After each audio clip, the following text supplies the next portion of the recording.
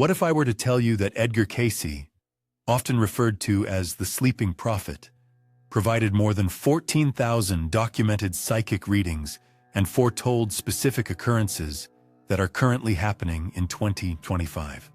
What if these insights, recorded many years ago in the archives of the Association for Research and Enlightenment in Virginia Beach, are now manifesting with alarming precision? You're about to uncover 3 astonishing insights from Cayce's readings that are directly related to the events transpiring in our world today. By the conclusion of this video, you will grasp why spiritual awakening has transformed from merely a personal quest into a global imperative for survival. And I have a question for you at this moment.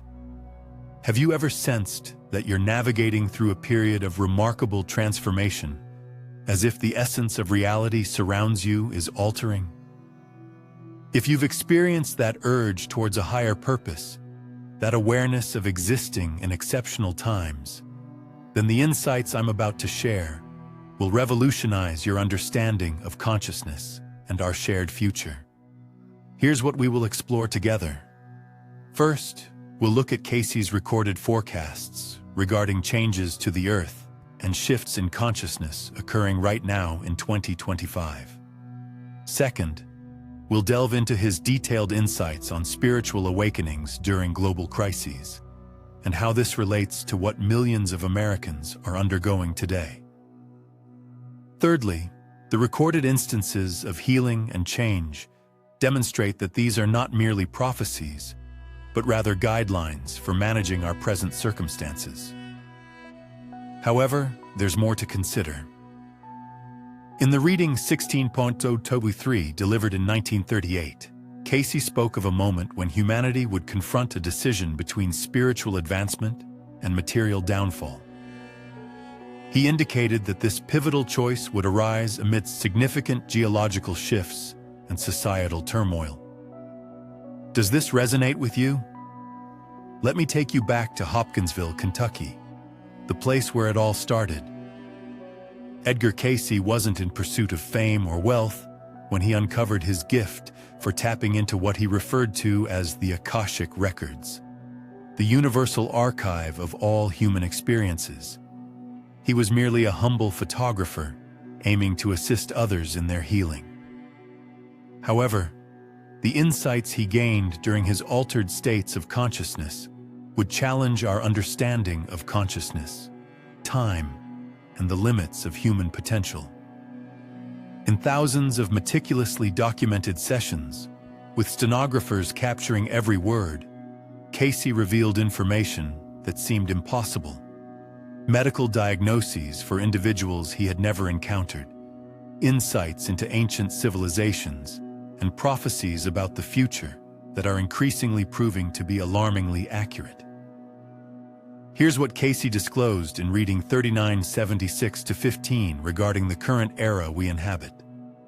He addressed a significant spiritual awakening set to spread throughout America and the globe, instigated by shifts in the earth and societal changes. He noted that this awakening would not be a soft or gradual process. Rather, it would strike suddenly like a bolt of lightning in consciousness, compelling humanity to make a choice between fear and love, and between division and unity. This perspective reshapes our understanding of the current climate, where anxiety, turmoil, and the feeling that outdated systems are faltering are not indications of an ending. According to Cayce's insights, these signify a new beginning. In just 3 minutes, I'll present a reading that surprised even Cayce's stenographer, in which he outlined the specific spiritual ailments affecting millions of Americans in 2025. But before that, I want to share the story of Martha, whose case is recorded in the ARE archives. Martha sought Cayce's help in 1943, feeling utterly defeated and hopeless. She had lost her husband during the war, her faith in God waned, and she struggled to find a reason to carry on. In the reading 2823-1, Cayce provided her with more than just solace. He provided her with a guiding map for change that would turn out to be prophetic for our whole generation. Cayce explained to Martha that she was undergoing what he referred to as a purification phase, during which outdated ways of thinking and existing would be eliminated to allow space for elevated awareness. He assured her that her pain was not a form of punishment, but rather a form of preparation. Preparation for what, you ask? This is where it becomes truly remarkable. Cayce foresaw that individuals similar to Martha, those undergoing profound spiritual turmoil, would emerge as pioneers of an evolving state of awareness. These would be the individuals who, having experienced their own breaking, could provide support for others navigating similar transitions. The archives of ARE reveal that Martha not only overcame her sorrow, but also assisted countless other widows of war in discovering their spiritual journeys. She transformed into what Cayce envisioned, a shining light of optimism amidst challenging times. Now let me pose a question to you. Have you ever experienced what Martha went through? Have you felt that overwhelming sensation of everything crumbling, only to find something fresh and genuine rising from the remnants? But that's not all. In Reading 37844, Cayce made a chilling prediction that gives me goosebumps even now.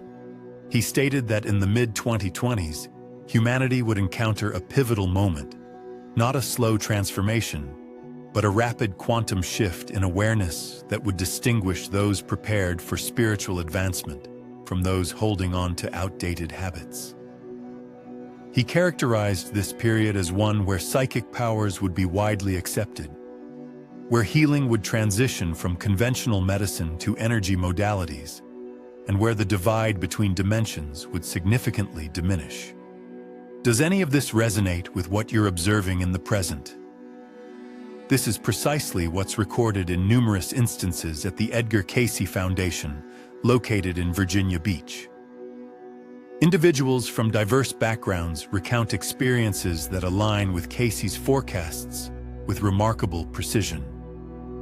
Consider David, a construction worker hailing from Ohio, whose situation is documented in the ARE archives. In 2024, David found himself encountering what he referred to as an ability to know personal details about others before they even spoke. Upon meeting someone, he would immediately grasp their health concerns, relationship struggles, and life goals. This deeply unsettled him until he came across Cayce's insights regarding the emergence of psychic gifts during this transitional phase. The passage 254-68 specifically clarifies what David was going through. According to Cayce, with the global shift in consciousness, people would start to tap into knowledge beyond their five senses, not due to any exceptional qualities, but because the distinctions between the conscious and unconscious mind are beginning to fade. Cayce unveiled ideas that fundamentally alter our understanding of consciousness. He stated that the unconscious mind is not an individual experience. Rather, it is collective. What we refer to as intuition, psychic insight, or spiritual awareness reflects our inherent state of consciousness. For too long, we have existed in a constricted version of awareness, but that constraint is coming to a close. However, there's an alarming aspect to this revelation. Cayce cautioned that this awakening may not be easy. In Reading 1152-11, he likened it to the labor pains involved in the birth of a new humanity. The former self would struggle to persist, leading to severe internal turmoil, depression, anxiety, and physical symptoms that baffled medical professionals. In just 2 minutes, I'll present the reading that foretold the precise healing crisis millions are currently undergoing, along with Cayce's detailed guidelines for successfully managing it.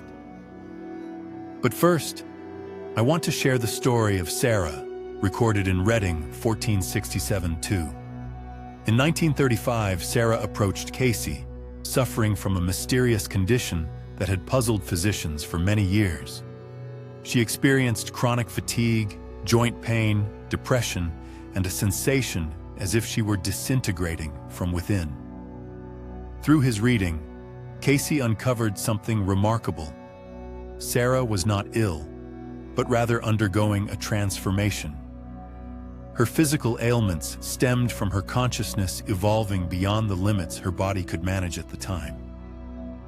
Cayce provided her with tailored dietary advice, meditation methods, and energy healing practices that not only improved her health, but also awakened latent abilities she hadn't realized she had. The follow-up letters stored in the AR archives reveal that Sarah later emerged as a prominent healer, guiding others through a similar transformative journey. Her story became a model for comprehending what Cayce referred to as ascension symptoms, which encompass the physical and emotional responses to an expansion of consciousness. Now here's the astonishing part. The symptoms Sarah reported in 1935 align perfectly with what researchers are currently observing in spiritual communities throughout America. The identical enigmatic ailments, the consistent feeling of internal disintegration, and the eventual emergence into heightened awareness are not mere coincidences. They represent the fulfillment of prophecy. In Reading 5749-14, Cayce delivered a forecast that truly haunted his stenographer's dreams.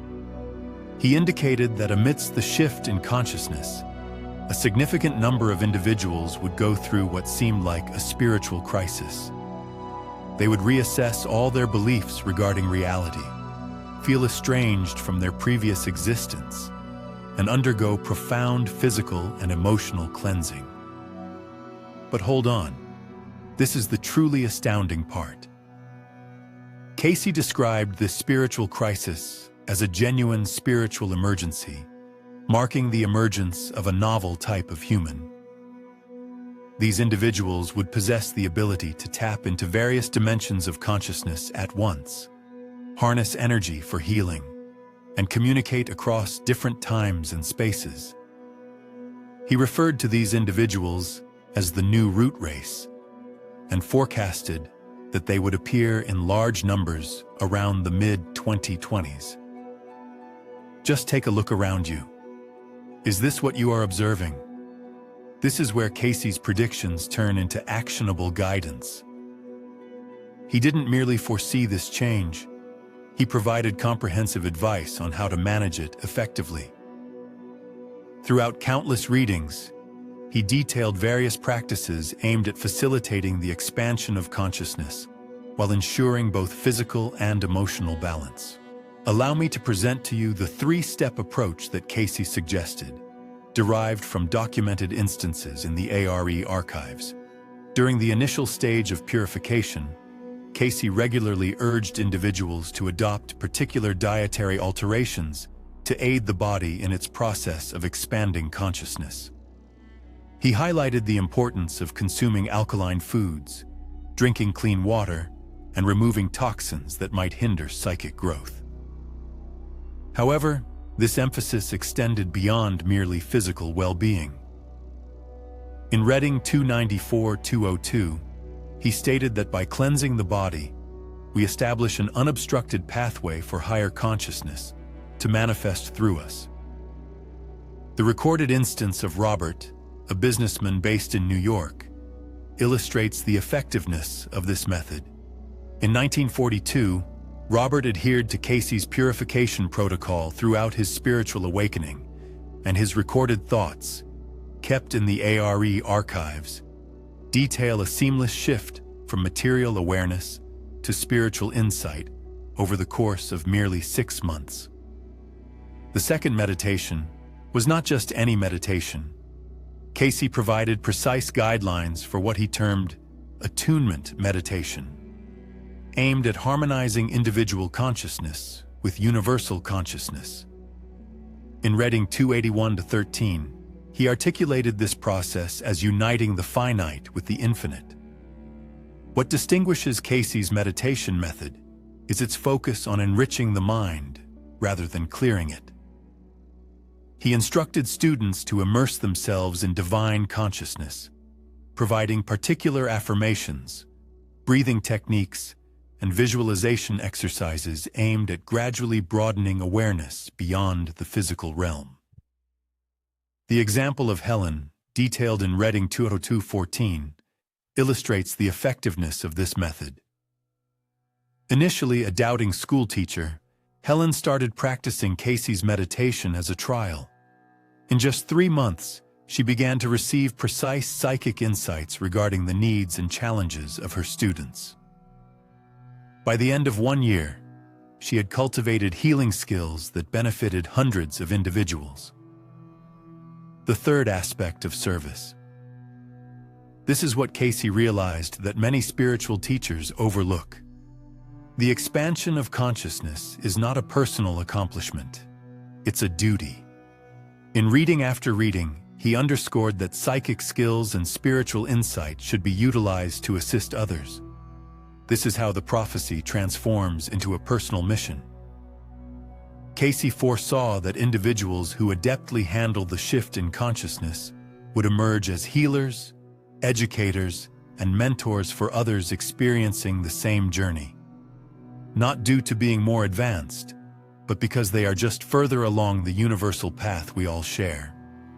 However, there is a caution from Cayce that we must grasp in our present time.